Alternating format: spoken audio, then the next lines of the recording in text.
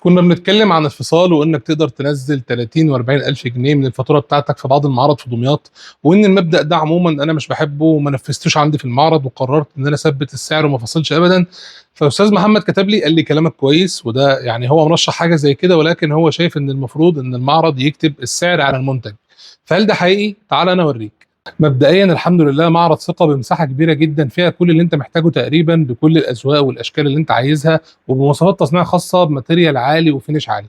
اما بالنسبه لتثبيت السعر فحضرتك ان شاء الله السعر اللي انت تسمعه عندنا في الرساله في الماسنجر عندنا او على الويب سايت بتاعتنا هو اللي انت هتلاقيه موجود دلوقتي عندنا في المعرض. كل المنتجات مكتوب عليها الاسم والكود والسعر وصوره المنتج كمان. يعني الغرفه دي ب 58,000،